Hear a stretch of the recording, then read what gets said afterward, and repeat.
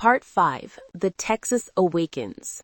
April 12, 1862, 8:40 a.m., Etowah, Georgia. The Texas locomotive loomed in the station yard, a steel giant asleep in the morning sun. No crew, no steam, no warning of what was coming. Until William Fuller burst into the yard like a man on fire. "Get her ready," he shouted. "The Yankees have stolen the General. They're tearing up the Western and Atlantic." The crew stared at him, stunned. "You're chasing them on foot?" "Not anymore," Fuller growled, and within moments the Texas was roaring awake. The Texas chase began. But there was a problem. But Texas was facing south. The General was headed north, and there was no time to turn it around. Fuller made the insane call.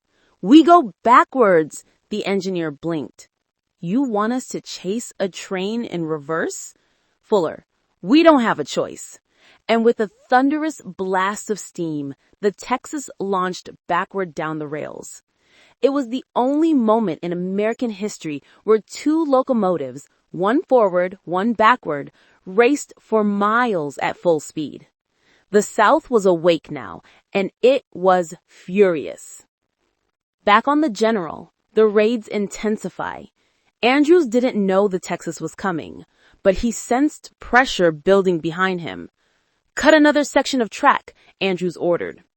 3 men leapt from the tender, axes ready. They chopped at the ties. They loosened spikes. They tried to lift an entire rail, but the metal wouldn't budge. Knight cursed. Caleb wiped sweat from his brow. "Sir, this takes too long." Andrews nodded grimly. "Then we burn whatever we can." The first bridge fire. The raiders stopped at a wooden bridge. "Set it ablaze," Andrews commanded. They soaked the beams in oil and kerosene stolen from the tender. A spark, a crackle, flames licking upward.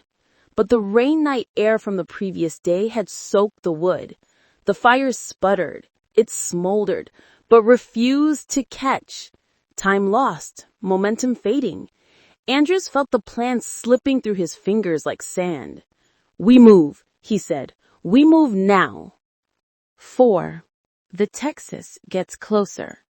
The Texas, still running backward, was gaining speed. Fuller hung out the side of the cab, wind tearing at his clothes. "Faster!" the engineer yelled back. "We're pushing her as hard as she'll go." Telegraphers ahead signaled his approach with frantic lantern waves. "The raiders are still on the line. They cut the wires. They're headed for Chattanooga." Fuller only shouted one reply. "Let them run! We'll run harder!" 5. A standoff at Adairsville. Meanwhile, the General reached Adairsville. Andrews expected a clear track.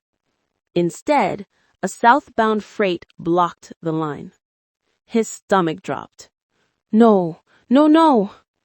This wasn't supposed to happen.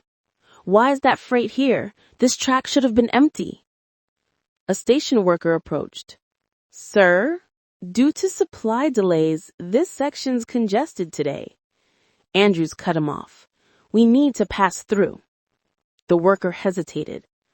"I'll see what I can do." It bought minutes. Minutes Andrews didn't have.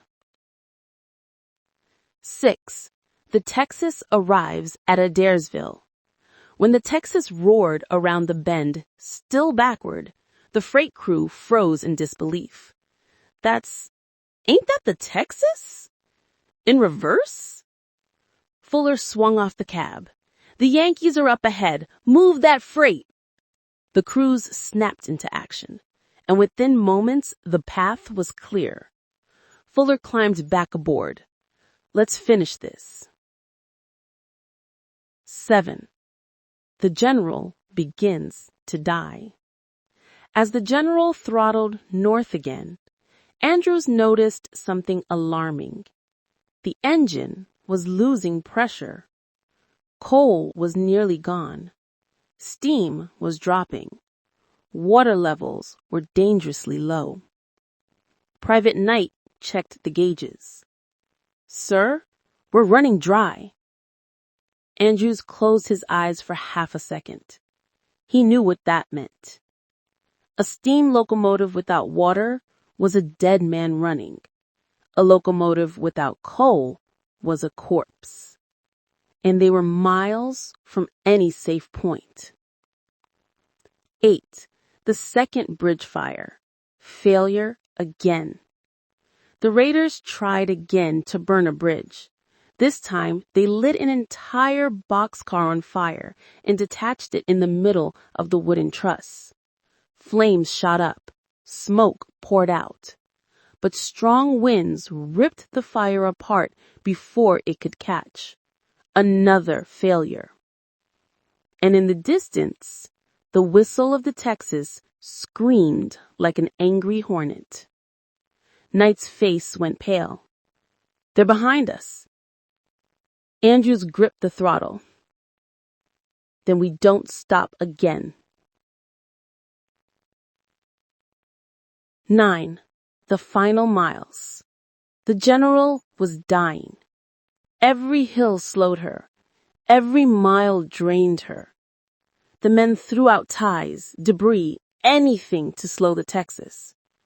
But the Texas, running backward, simply pushed through it all. Fuller shouted from the cab, "We've got 'em! Keep on 'em!" A few miles north of Ringgold, the inevitable happened. The general let out one final hiss, then died on the spot. Steam gone, water gone, fuel gone. The raiders' machine, the heartbeat of their plan, fell silent. Andrews whispered, "It's over." 10. The men scatter. "Every man for himself," Andrews ordered. The raiders jumped from the locomotive and sprinted into the woods. Some dove into ravines, some rolled down embankments, some hid in barns and creeks. But the South was coming for them. Cavalry, militia, railroad workers, farmers with rifles. Within hours, one by one, the raiders of Dixie were captured. Some beaten, some starving, some injured, but none of them free. 11. Andrews' last gamble. James Andrews was the hardest to catch. He ran for hours, hiding in the forests of northern Georgia. But exhaustion won. A Confederate patrol spotted him.